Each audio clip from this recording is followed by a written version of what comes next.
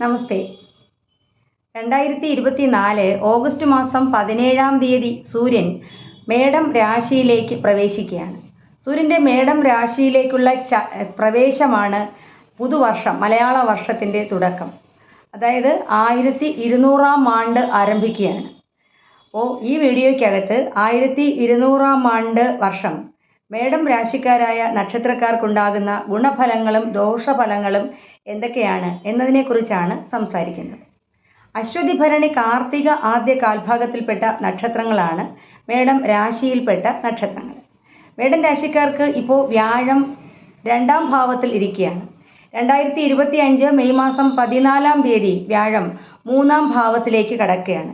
ഇപ്പോൾ വ്യാഴത്തിൻ്റെ സ്ഥിതി ഗുണകരമാണ്. അതായത് 2025 മെയ് മാസം 14-ാം തീയതി വരെ ധനപരമായിട്ട് കുറച്ച് നേട്ടങ്ങളും കാര്യങ്ങളുമൊക്കെ ഉണ്ടാകുന്നതിന് പര്യാപ്തമാണ് ഈ വ്യാഴത്തിൻ്റെ അവസ്ഥ. എന്നാൽ തുടർന്ന് ഉള്ള സമയം, അതായത് ബാക്കി 2025 മെയ് 14-ന് ശേഷം വ്യാഴം 3-ാം ഭാവത്തിലേക്ക് പ്രവേശിക്കുകയാണ്. 3-ലേക്ക് പ്രവേശിക്കുന്ന വ്യാഴം അത്ര നല്ല ഫലങ്ങളെ അല്ല തരുന്നത്. അതായത് 3-ലെ വ്യാഴം ഉള്ള ഐശ്വര്യം കൂടി നഷ്ടപ്പെടുത്തി കളയുന്നതാണ്.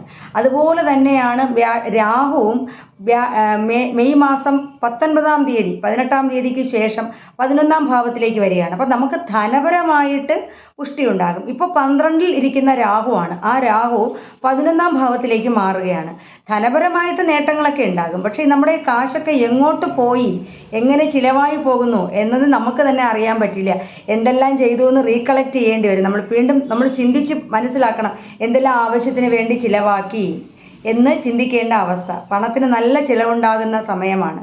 ഇപ്പോൾ യാത്രകൾ, ദൂരയാത്രകളോ അല്ലെങ്കിൽ എവിടെയെങ്കിലും കാഴ്ചകൾ കാണുക, തീർത്ഥാടന സ്ഥലങ്ങൾ സന്ദർശിക്കുക, അതിനൊക്കെ യോഗ്യമായിട്ടുള്ള ഒരു സമയമാണ്. അതുപോലെ തന്നെ രാഹു മാറുന്നതിനൊപ്പം തന്നെ കേതുവും സ്ഥാനം മാറുകയാണ്. 2025 മെയ് 18-ന് ശേഷം കേതു 6-ാം ഭാവത്തിൽ നിന്നും 5-ാം ഭാവത്തിലേക്ക് മാറുകയാണ്. ഇപ്പോൾ 6-ാം ഭാവത്തിലാണ് കേതു ഇരിക്കുന്നത്. ആ കേതു 5-ാം ഭാവത്തിലേക്ക് മാറുകയാണ്. അതും അത്ര ഗുണപ്രദമല്ല. അപ്പോൾ നമുക്ക് രാഹുകേതുക്കളുടെ സ്ഥാനം മാറ്റം. രാഹു ഗുണപരമായ ഫലങ്ങളെ തരുന്നു. അതായത് ധാരാളം ധനപരമായ ഉയർച്ചയുണ്ടാകും. ഇപ്പോൾ നമ്മൾ സ്വന്തമായിട്ട് ബിസിനസ് ചെയ്യുന്ന ആൾക്കാരോ അല്ലെങ്കിൽ എന്തെങ്കിലും കൺസ്ട്രക്ഷൻ മേഖലയുമായി ബന്ധപ്പെട്ട് പ്രവർത്തിക്കുന്നവർ, ബിസിനസ്സുകാർ, സ്വന്തമായിട്ട് ജോലി എടുക്കുന്ന ആൾക്കാർക്ക് ധനപരമായിട്ട് നല്ല പുഷ്ടിയുണ്ടാകുന്ന സമയമാണ്. പക്ഷേ ഈ പണത്തിന് മുഴുവൻ, അതായത് 1000 രൂപ വരവുണ്ടെങ്കിൽ 1000 രൂപയും തീരുകയാണ്. ഒരു പൈസയും നമ്മുടെ അക്കൗണ്ട് എപ്പോഴും നമ്മുടെ ബാങ്ക് ബാലൻസ് കാലിയായിരിക്കും. അത് കാരണം ഈ പൈസയ്ക്ക് നല്ല ചിലവ് വരും, നമ്മൾ പ്രതീക്ഷിക്കാതെ. അതിലെ പറഞ്ഞത് നമ്മൾ തന്നെ സ്വയം ചിന്തിച്ച് നോക്കും, നമ്മുടെ കാശ് എന്തിന് ചിലവാക്കി പോയി എന്ന് ചിന്തിച്ചു പോകുന്ന അവസ്ഥയാണ്. അതുപോലെ തന്നെ ശനിയുടെ രാശിമാറ്റം ഉണ്ടാവുകയാണ്.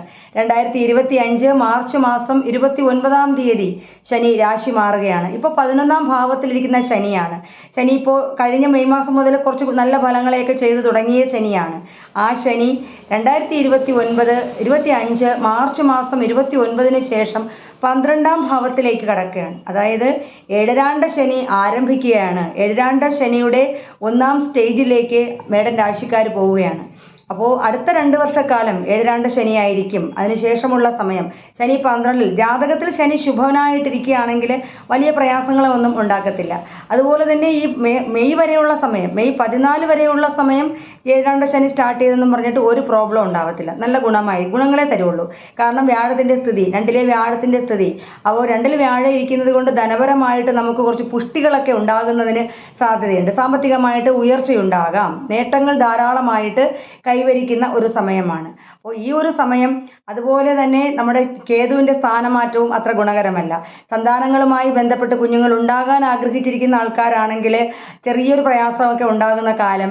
അതുപോലെ തന്നെ കുട്ടികളെ കൊണ്ട് എന്തെങ്കിലും മനോദുഃഖങ്ങളൊക്കെ ഉണ്ടാകുന്നതിന് സാധ്യതയുണ്ട്. കുഞ്ഞുങ്ങളുമായിട്ട് ബന്ധപ്പെട്ട് ഹെൽത്ത് വൈസ് ഒന്ന് ശ്രദ്ധിക്കേണ്ട സമയമാണ്. കുട്ടികളുടെ ആരോഗ്യം, അതുപോലെ കുട്ടികളുടെ വിദ്യാഭ്യാസം, അതൊക്കെ നമ്മളൊന്ന് ശ്രദ്ധിച്ചിരിക്കേണ്ട കാലഘട്ടമായിരിക്കും അടുത്ത മെയ് മാസം 18-ന് ശേഷം, മെയ് മാസം 18-ന് ശേഷമുള്ള സമയം.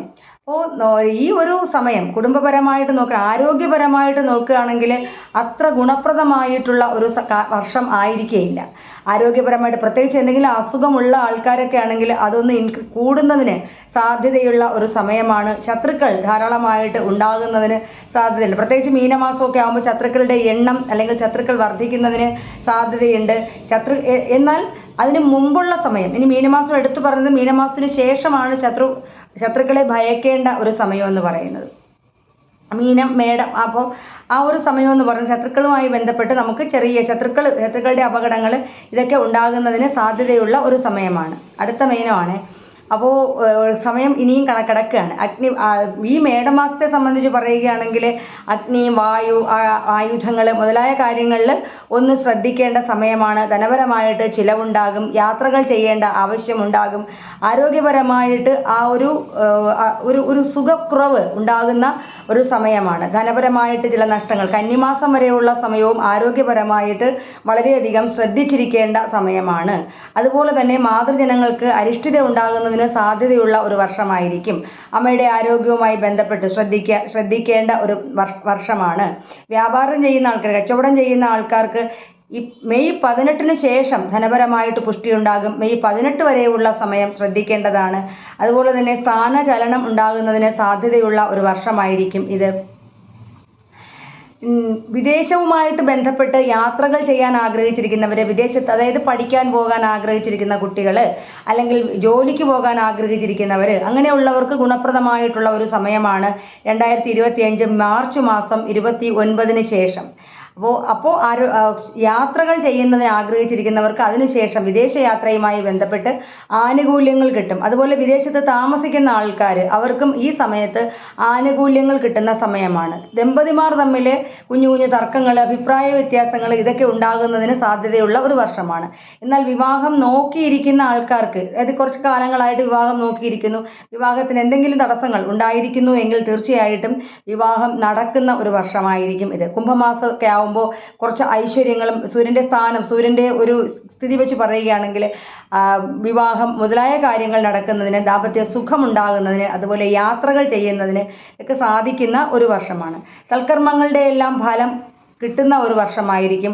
പുണ്യസ്ഥലങ്ങൾ സന്ദർശിക്കുന്നതിന് സാധിക്കുന്ന ഒരു വർഷമാണ്. നമ്മുടെ ആഗ്രഹ പൂർത്തീകരണങ്ങളൊക്കെ ഉണ്ടാകുന്ന ഒരു വർഷമായിരിക്കും 1200 ആണ്ട് മേടം രാശിക്കാരായ നക്ഷത്രക്കാരെ സംബന്ധിച്ച് ഉണ്ടാകുക. അതുപോലെ തന്നെ കുട്ടികൾ ഉണ്ടാകുന്നതിന് എന്തെങ്കിലും നമ്മൾ മാറ്റിവെച്ചിരിക്കുന്ന ആൾക്കാരാണ് എന്നുണ്ടെങ്കിൽ മെയ് 18 മുമ്പ് സന്താനങ്ങൾ ഉണ്ടായില്ല എന്നുണ്ടെങ്കിൽ അതിന് ശേഷം പ്രയാസമുള്ള ഒരു വർഷമായിരിക്കും. അബോർഷൻ ആദിയായ കാര്യങ്ങൾ ഉണ്ടാകുന്നതിന് സാധ്യതയുള്ള ഒരു സമയമാണ്. മെയ് മാസത്തിന് ശേഷം സാമ്പത്തികമായിട്ട്, മെയ് മാസം 14 ശേഷം സാമ്പത്തികമായിട്ട് നമുക്ക് എന്തെങ്കിലും ചിലവുകൾ ഉണ്ടാവുക, ഐശ്വര്യക്കുറവ് ഉണ്ടാകുന്നതിനൊക്കെ സാധ്യതയുള്ള ഒരു സമയമാണ്. ഞാൻ മുന്നേ പറഞ്ഞു, രാഹുവിൻ്റെ സ്ഥാനമാറ്റം 11-ലിരിക്കുന്ന രാഹുവാണ്. സാമ്പത്തികമായിട്ട് നല്ല നേട്ടം വരും. പക്ഷേ മൂഷിക സ്ത്രീ വീണ്ടും മൂഷിക സ്ത്രീ എന്ന് പറഞ്ഞതുപോലെ ഇതെല്ലാം തന്നെ കാറ്റിത്ത് പറന്നു പോകുന്നതുപോലെ പണം മുഴുവൻ നഷ്ടപ്പെട്ടു പോകുന്നതിന്, ചിലവുകൾ ഉണ്ടാകുന്നതിന് സാധ്യത. അതുപോലെ തന്നെ എന്തെങ്കിലും പ്രോപ്പർട്ടികൾ വാങ്ങാൻ ആഗ്രഹിച്ചിരിക്കുന്ന ആൾക്കാർ, വീട് പണി നടത്താൻ ആഗ്രഹിച്ചിരിക്കുന്നവർ, അവർക്കൊക്കെ അനുകൂലമായിട്ടുള്ള ഒരു സമയമാണ് മെയ് 18 ശേഷം.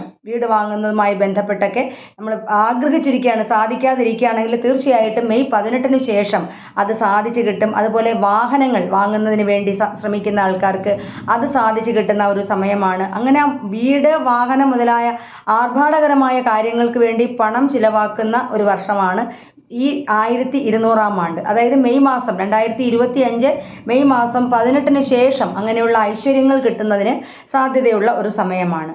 ഈ ഒരു കാലഘട്ടത്തിൽ നന്നായിട്ട് ഈശ്വര ഭജനം നടത്തേണ്ടതാണ്. അതായത് ഗുണദോഷ സമ്മിശ്രമായിട്ടുള്ള ഫലങ്ങളായിരിക്കും ഉണ്ടാകുക. അഗ്നി, ആയുധം മുതലായവയെ ഭയക്കേണ്ട കാര്യമുണ്ട് പറഞ്ഞു. ധനപരമായിട്ട് ചിലവുണ്ടാകേണ്ട കാര്യമുണ്ട്. അപ്പോൾ മനസ്സമാധാനത്തിനും ആവശ്യം വിഷ്ണു ഭജനം നടത്തേണ്ടത് വളരെ അത്യാവശ്യമാണ്.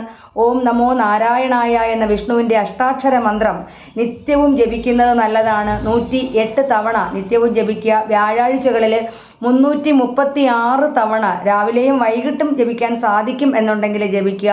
വെജിറ്റേറിയൻ ആയിട്ടിരിക്കാൻ സാധിക്കുമെന്നുണ്ടെങ്കിൽ വ്യാഴാഴ്ച ദിവസങ്ങളിൽ വെജിറ്റേറിയൻ ആയിരിക്കുക. നന്നായിട്ട് ഭഗവാനെ പ്രാർത്ഥിക്കുക. അതുപോലെ ഏഴരാണ്ട ശനി തുടങ്ങുകയാണ് 2025 മാർച്ച് 29 ശേഷം. ഏഴരാണ്ട ശനിയുടെ 1-ാം ഘട്ടത്തിലേക്ക് വരികയാണ്. ശനീശ്വരനെ നന്നായി പ്രാർത്ഥിക്കുക. ശനി ഭജന നടത്തുന്നതും അയ്യപ്പൻ കോവിലിൽ നീരാഞ്ജനം കൊടുക്കുന്നതും ശനീശ്വര പ്രീതി ഹനുമാൻ സ്വാമിയെ പ്രാർത്ഥിക്കുന്നതും ഒക്കെ നല്ലതായിരിക്കും. അങ്ങനെ നന്നായിട്ട് ഭഗവാനെ പ്രാർത്ഥിച്ച് മുന്നോട്ട് പോകുകയാണെങ്കിൽ നമ്മൾ പറഞ്ഞ ദോഷഫലങ്ങളുടെ കാഠിന്യം ഒന്ന് കുറഞ്ഞു കിട്ടുന്ന ഒരു സമയം. ജാതകത്തിൽ ശനി നീചനാണെങ്കിൽ, അതായത് മേടം രാശിയിൽ ശനി ഇരിക്കുകയാണെന്നുള്ളവർ പ്രത്യേകിച്ച് നന്നായിട്ട് പ്രാർത്ഥിക്കേണ്ട ഒരു വർഷമാണ് ഏഴാണ്ട് ശനി എന്ന് പറയുന്നത്. വളരെ പ്രയാസത്തെ കൊടുക്കുന്നതാണ്. അതായത് ജാതകത്തിൽ ശനി ശുഭനാണെന്നുണ്ടെങ്കിൽ ഈ വർഷം, അതായത് 1ാം സ്റ്റേജ് എന്ന് പറയുന്നത് വലിയ പ്രശ്നങ്ങളൊന്നും ഉണ്ടാക്കത്തില്ല. എന്നാൽ 2ാം ഘട്ടം തുടങ്ങുന്ന സമയത്ത് പ്രയാസങ്ങൾ കൂടുന്ന വർഷം. 2.5 വർഷം ഇനിയുണ്ട്. എന്തു തന്നെയായിരുന്നാലും ശനീശ്വരനെ പ്രാർത്ഥിക്കുക. പക്കപ്പിറന്നാൾ തോറും ഭഗവാന് എള്ള് പായസം കൊടുക്കുന്നത് നല്ലതാണ്. പിന്നെ ആയുധങ്ങളെ മുറിവ് ഇതൊക്കെ ഞാൻ പറഞ്ഞു. ഭദ്രകാളിയെ പ്രാർത്ഥിക്കുന്നത് നല്ലതായിരിക്കും. മാസത്തിലെ ഒരു ചൊവ്വാഴ്ചയോ അല്ലെങ്കിൽ വെള്ളിയാഴ്ചയോ ദേവീക്ഷേത്രത്തിൽ ഭദ്രകാളി അമ്മയ്ക്ക് കടുംപായസം കൊടുക്കുന്നത് നല്ലതാണ്. അങ്ങനെയൊക്കെ ചെയ്ത് ദേവിയുടെ പ്രീതി ഉണ്ടാക്കിയെടുക്കുക. ചുമന്ന പട്ട്, ചുമന്ന പൂമാല അമ്മയ്ക്ക് സമർപ്പിക്കുക. മഹാദേവനെ നന്നായി പ്രാർത്ഥിക്കുക. ആരോഗ്യത്തിന് വേണ്ടിയിട്ട് ശിവഭഗവാനെ നന്നായി പ്രാർത്ഥിക്കുന്നതും നല്ലതായിരിക്കും. മേടം രാശിക്കാരെ സംബന്ധിച്ചിടത്തോളം 1200 ആണ്ട് എന്ന് പറയുന്നത് ഗുണദോഷ സമ്മിശ്രമായിട്ടുള്ള ഒരു വർഷമായിരിക്കും. അപ്പോൾ എല്ലാ ഐശ്വര്യങ്ങളും 1200 ആണ്ട് ഉണ്ടാകട്ടെ എന്ന് പ്രാർത്ഥിക്കുകയാണ്. ജ്യോതിഷ സംബന്ധമായിട്ടുള്ള എല്ലാ സംശയങ്ങൾക്കും എൻ്റെ വാട്സപ്പ് നമ്പറുമായിട്ട് ബന്ധപ്പെടാവുന്നതാണ്. വീണ്ടും കാണാം. നന്ദി.